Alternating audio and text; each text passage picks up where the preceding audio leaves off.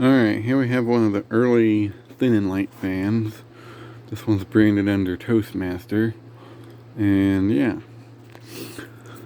This was probably a mid to late 70s model. I'm not sure when the thin and lights exactly came out, but this is definitely one of the earliest examples of one. They used the fat blade on like earlier models, which I did do a video on one that my friend Nate has, that had the bigger, thicker frame. It was very similar to, your regular old Eskimo fans. It was just had this fat plastic blade on it, which was identical to this one. But yeah, this is a thin and light variant, probably one of the earliest ones.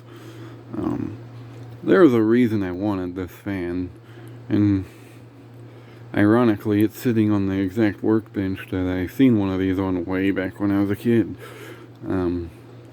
Story behind it goes, when my grandma was cleaning out this garage when I was like, 11, 12, we cleaned it out to store stuff in, and there was a bunch of fans sitting on this exact workbench that they used at their old house, and one of them was one of these.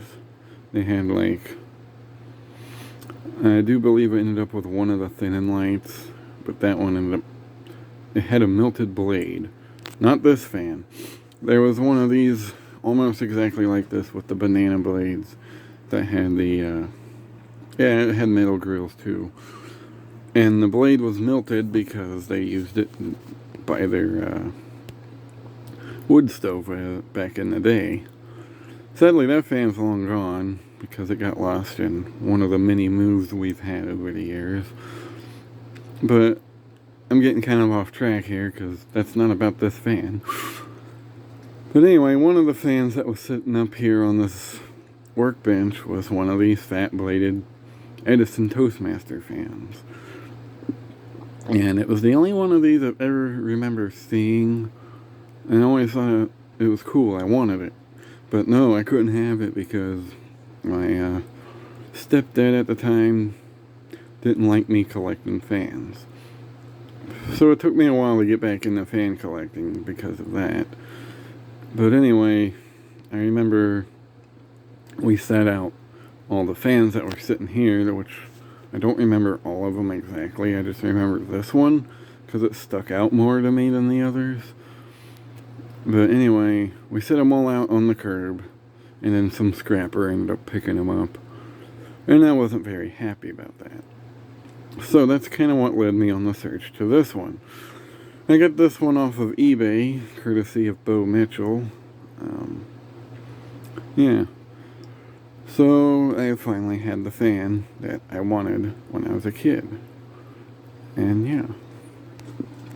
I never seen the fan from the front. I just remember the back of it, because they were all kind of like facing, their front grills were all facing the wall. I think there was like a GE fan and another Lakewood maybe. I don't know. But I remember this one pretty well because I thought it was kind of neat looking. It's a Toastmaster model 7327. 115 volts, 60 hertz, 2.6 amps, 2 speeds. Very dirty at the moment. The handle broke off recently. It's laying down here in the cabinet. And yeah, so there's no handle. Oh. Now this is the part I remember about this fan, was this back grill. I always thought it looked really weird because of this big square thing in the middle that the motor mounts to. This one uses the bigger Nickel Edison motor that they were still using at this point. It wasn't until much later when they introduced the other Edison motor. If you know what I'm talking about, it's the It wasn't really smaller, but it was just a whole different design compared to this one. But this one, I don't know if you can read the tag up here.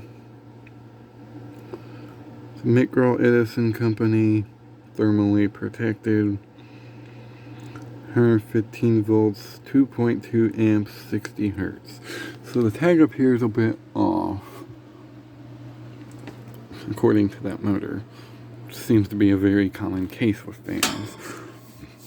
But yeah, I remember the back grille of this fan with the wide blades pretty well because it sat right here. The fan was really filthy. I don't know if it was exactly a Toastmaster variant. I kind of remember it being like a yellowish color, so maybe it was the Eskimo version of this. But yeah, pretty much identical fan. And what's nice about this one is it has the metal feet that actually screw in the bottom instead of the later ones where they just... Well, they did screw in the bottom, but they were longer, so they broke off easier. These are just, long enough to keep the fan from tipping over. Yeah. But yeah, neat fan. It's an avocado frickin' green. Which I really like the avocado green. I really don't have that many avocado green fans anymore. I just got this one and the Lakewood that's behind me. But anyway, enough rambling. Here's high.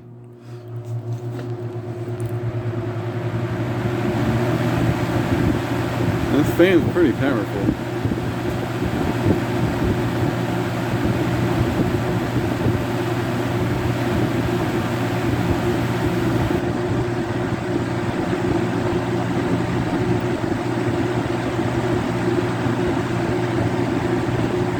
Got a nice sound to it too.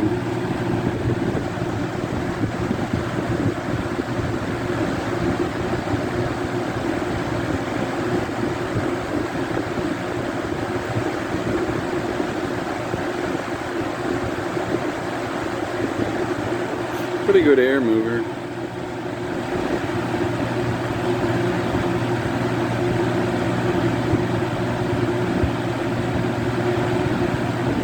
We'll go to low. Now what's weird about low is it starts out, normal low speed, and it kind of gradually goes down in speed. It's really weird. See what I mean? It takes a minute to actually get to the right speed, and I don't know why. But I never really use this fan on low when I do use it anyway, so...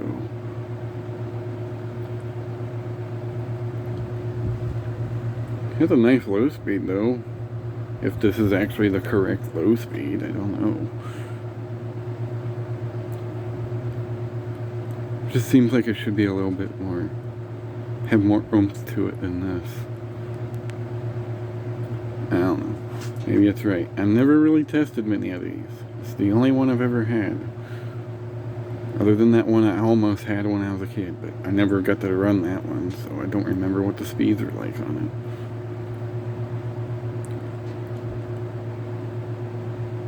it. That's a pretty good runner.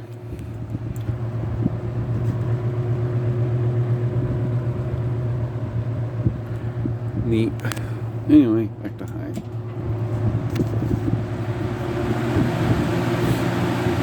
See, on high it just freaking goes.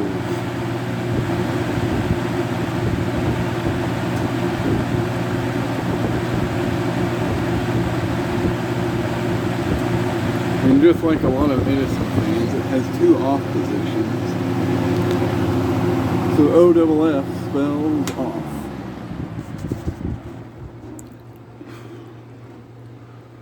Yeah, it's just really weird that the low speed on this fan just seems really slow. I don't know if it's supposed to be like that or what, but it's the way she goes.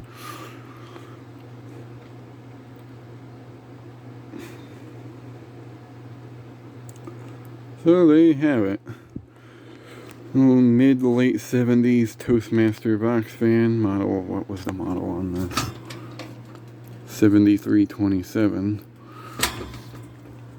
Thin and light fan. Hope you enjoyed, and thanks for watching.